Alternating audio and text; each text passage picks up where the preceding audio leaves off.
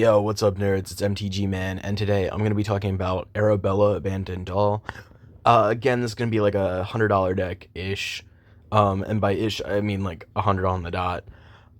So Arabella Abandoned Doll. When it attacks, it deals X damage to each opponent, and you gain X life, where X is the number of creatures you control with power 2 or less. You could take the tokens route here. I did a little bit of tokening, but I really wanted it to be just more of a small creature type thing. I just thought that was a more interesting deck to build than red white tokens, so that's more what I went with. Starting off, we have Archangel Elspeth.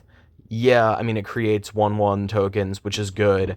The other thing you can do is make Arabella an angel with flying so that it can't be blocked.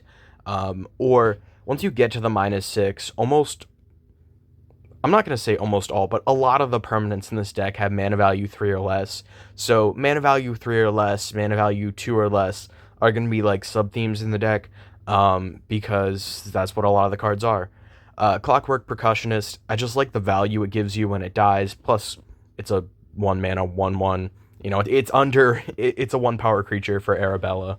Um, Mother of Runes, it's a good 1/1, could protect Arabella.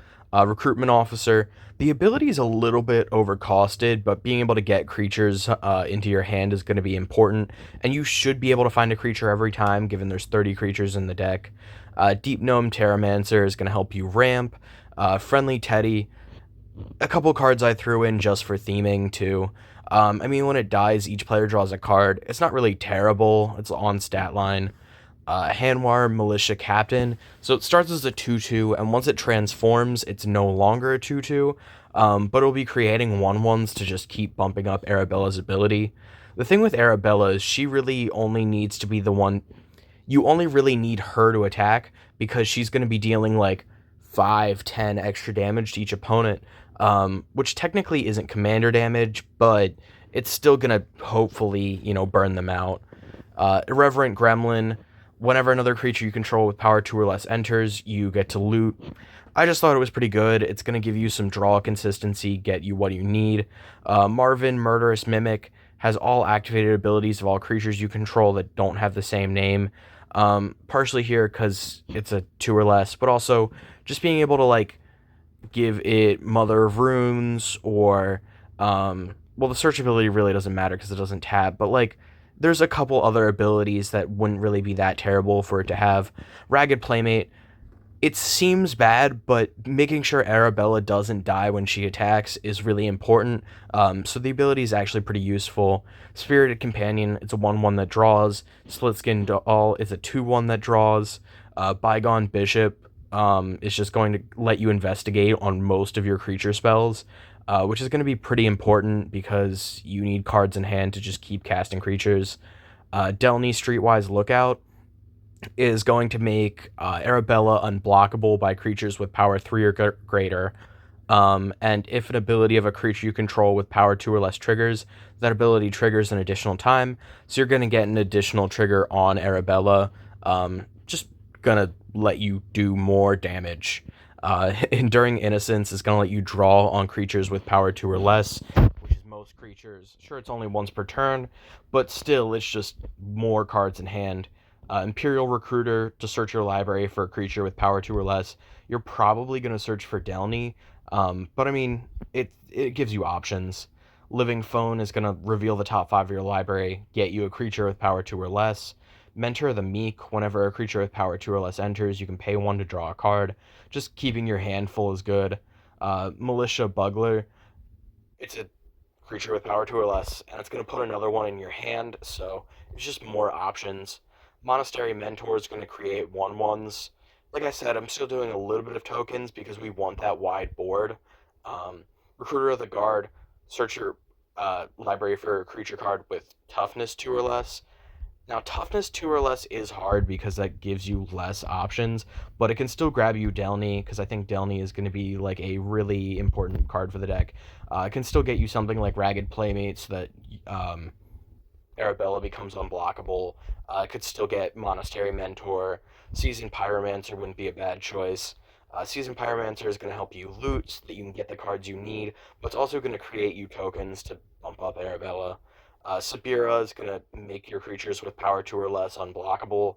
And then if you swing in, you could just completely refill your hand, depending on the situation. Welcoming Vampire, again, is just going to let you draw. Wildfire Awakener, you can just tap your creatures for its Convoke, and it'll create 1/1s. Doesn't do all that much, but I mean, creating a bunch of 1/1s is just going to be nice to refill your board, and get bigger triggers. Uh, Desdemona, Freedom's Edge. When it attacks, target creature in your graveyard that's an artifact or that has mana value 3 or less gains escape until end of turn. There's a lot of cards that you want to bring back. Most of the cards have mana value 3 or less. And there is a handful of artifact creatures too, so it just kind of works out. Sarah Paragon, once during each of your turns. I love how it says each of your turns, like couldn't it just say once per turn? Whatever. You may play a land from your graveyard or cast a permanent spell with mana value 3 or less. It gains when this permanent is put into the graveyard from the battlefield, exile it, and you gain 2 life. It's just a way to recast your shit. Trove Warden is going to exile permanents with mana value 3 or less from your graveyard, and when it dies, you get to bring them all back. So it's just like an instant board depending on the situation.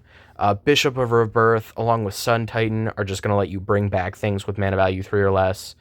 Reverent Hoplite is going to fill your board with tokens. Artifact-wise, we have Soul Ring, Arcane Signet, Boros Signet, Talisman of Conviction, Idol of Endurance, with exiles all creature cards with mana value 3 or less from your graveyard, and you can pay 1 and a white and tap it to cast one of them for free, so it's just going to let you replay all your cards. Pre-War Formalware, when it enters, you return a creature card with mana value 3 or less from your graveyard and attach Pre-War Formalware to it. It gives it +2/+2 in Vigilance. It's more about bringing it back. I mean, sure, it'll no longer be a 2/2 or whatever, or under 2 power, but we want ways to not always have to recast Arabella with command tags, so there's a good couple of ways to bring her back anyway.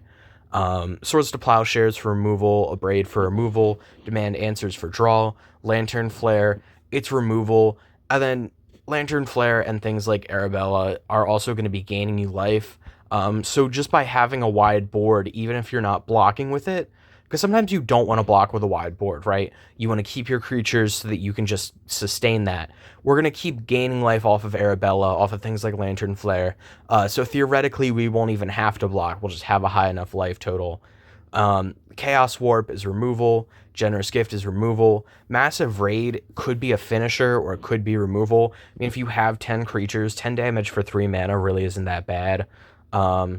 Faithless Looting, Helping Hand is just a way to get things back, a way to get back Arabella, things like that. Cut a Deal is a draw 3 in a 4-player game. Sure, each opponent also draws a card, but a 3-mana draw 3 really isn't that bad. Dewdrop Cure is going to let you bring back either 2 things with mana value 2, or if you gift an opponent a card, that's 3 things with mana value 2. Again, you can let Arabella die and just get her back with that instead. And then there's a handful of 1 and 2 drops to get back, so you have options. Hop to It is going to create 3 1/1 rabbits. That's just 3 more damage off of Arabella. Same with Hordling Outburst. Kayla's Reconstruction, you look at the top 7 of your library and can put up to X artifacts or creatures with mana value 3 or less. That's going to be most of your artifacts or creatures. Well, I think that's all artifacts and all but... So 24... There's 30 targets you could hit in the deck. So you have a really good chance of hitting something good. Patch Up returns up to 3 target creatures with total mana value 3 or less from your graveyard to the battlefield. Just another way to get things back. I noticed this the other day, but like, who's this spooky guy in the back? He's just like, who is he? Savine's Reclamation, return target permanent card with mana value 3 or less from your graveyard to the battlefield. And if it was cast with flashback, you get to copy it and do it twice. It's just more options to bring things back. You always want your board to either be growing or you want a way to get things back after a board wipe. Slaughter the Strong. Each player chooses any number of creatures they control with total power 4 or less and sacrifices all of their creatures. You'll probably get to keep at least 3 or 4 creatures off of this. So it's just going to hurt your opponents a lot more than it hurts you. SRAM's Expertise creates you 1/1s. So again, it helps with tokens, but then also just being able to cast a card for free from your hand. Sure, it's mana value 3 or less. So you could have cast it anyway, but it's just another good option. Season the Burrow. You could create 5 rabbits for 5 damage. It could be removal, or you can return target permanent card with mana value 3 or less from your graveyard with an indestructible counter. There's a handful of things that want indestructible in this deck. You know, like your like Sabira wants indestructible just so you don't have to worry about getting her back. You can give it to your commander if you let your commander die. Just things like that. It's just always going to give you more options. And it does just say permanent, so if you wanted, you could get back an artifact or enchantment too. Dusk, destroy all creatures with power 3 or greater. That probably won't be any of your creatures. And then Dawn, return all creatures with power 2 or less from your graveyard to your hand. Just more options. It's going to let you get back whatever died to somebody else's board wipe, or it's just going to let you board wipe all your opponent's shit. It's pretty good nonetheless. Assemble the players. You can look at the top card of your library at any time, and once each turn you can cast a creature spell with power 2 or less from the top of your library. This was basically built for this deck. It's going to just keep you consistent. Break Through the Line is a way to give your creatures with power 2 or less haste and unblockable. So, I mean, that's one of the main problems with the deck is you don't want to attack with your board of 2/2s because they'll probably die. But if you can give them unblockable, it's just going to give you more options. Raid Bombardment. Whenever a creature you control with power 2 or less attacks, Raid Bombardment deals 1 damage to the player or planeswalker that creature is attacking. So if you do swing in with your full board, you'll probably get in like 5 or 6 extra damage off of Raid Bombardment. Smuggler's Share. At the beginning of each end step, draw a card for each opponent who drew 2 or more cards this turn. Then create a treasure token for each opponent who had 2 or more lands enter the battlefield this turn. This is just going to help keep you consistent. I mean, you're going to be drawing cards whenever your opponent decides to cast a draw spell. You're going to be getting lands whenever they decide to play a fetch land. It's just more options. It's going to keep the deck as consistent as possible. Takazia's Welcome. Whenever 1 or more creatures with mana value 3 or less enter, you draw a card. Just draw off the small shit. Battle of the Hoover Dam. So you either, at the beginning of your end step, return a creature card with mana value 3 or less from your graveyard to the battlefield with a finality counter. Just, it either brings shit back, or whenever a creature you control dies, put 2+1/+1 counters on target creature you control. That could be good. It really just depends on the situation. Court of Ardenvale. When it enters, you become the monarch. At the beginning of your upkeep, return a permanent card with mana value 3 or less from your graveyard to your hand. And if you're the monarch, you put it on the battlefield instead. Just more options, more ways to bring things back. You know, theoretically, in a perfect world, even once your board dies during battle, you should be able to start just bringing shit back ASAP. Access Tunnels, a way to make a creature with power 3 or less unblockable. Battlefield Forge, Clifftop Retreat, Command Tower, Mountains, Plains, Rugged Prairie, Sokensan because it creates 1/1 tokens, and Sunscorched Divide. I mean, overall, you can see it's a pretty simple game plan. I think we would keep this hand. So we go Forest, and the nice thing is, too, our commander's a 2-drop, so we can just get our commander out ASAP. So from here, we're going to play Assemble the Players. So we can look at the top card, and we can cast it if it's a creature with power 2 or less. So we're going to go Mountain. We'll look at the top. Let's demand answers. Can't do shit with that. We'll go Splitskin Doll, so we get to draw a card. Look at the top.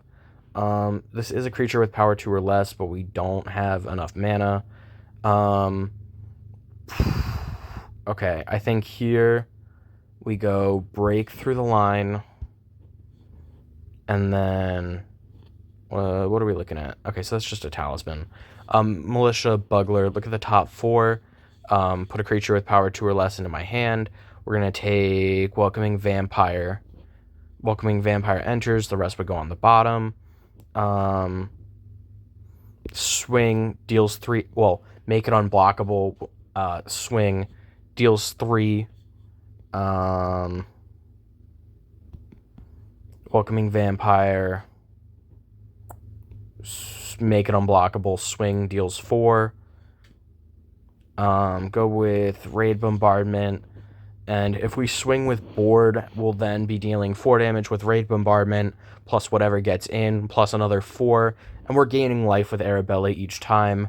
And then next turn, if things die, we could bring something back with pre-war formal wear. We could just board wipe with Slaughter the Strong. I guess it's kind of hard to illustrate exactly what the deck wants to do. So we would go Mountain, Soul Ring, Pass, Plains, colorless, assemble the players. I should not have mountained. I don't know why I mountained. That was silly of me. So Delny's on top. We put Delny. So we go Mountain, Soul Ring, Delny, Commander, Pass, Access Tunnel. Look at the top. Can't cast it. Colorless Spirited Companion, draw a card, look at the top, can't cast it. Recruitment Officer, not Recruitment Officer, we'd use the other colorless floating and that white to go Deep Gnome Terramancer, Talisman, tap Talisman, Recruitment Officer, move to combat, swing with Arabella. Because of Delny, we'll get double triggers, so we gain 5, or we gain 10, each opponent loses 10. Look at the top, can't cast it. Go, well, actually, that's that. Recruitment Officer, we're going to look at the top 4. We can put a, wow, no creatures. Okay, so then we would move to combat, swing with Arabella, deal 10, gain 10, go Recruiter of the Guard. I keep mistapping. It's been terrible. Recruiter of the Guard. We'll search. We'll go Imperial Recruiter. We'll shuffle. We will play Imperial Recruiter. Search. Get. I feel like we could just get a 1-drop and play said 1-drop. No? Yes. So I guess we would go get Mother of Runes, wherever Mom may be. Hello, Mom? Question mark? There she is. So move Mother of Runes to hand. Then we would Talisman, cast Mother of Runes. Now we're swinging in. We get double triggers from Delny, so that's 16 damage, gain 16 life. And even if you want to say Arabella would have been blocked and dead at some point, can't be blocked with power 3 or greater, so theoretically Arabella was sticking around, unless they double blocked with multiple creatures with power 3 or less. But you know, it's kind of hard to illustrate exactly how the deck would play out without, another player in front of me. So I'm just going to leave it off as that. This has been MTG Man signing off. Let me know what other Duskmourn cards you want to see, what other commanders you want to see. You can tell this deck was definitely, it's on the stranger end, I guess. But let me know in the comments. And this has been MTG Man signing off.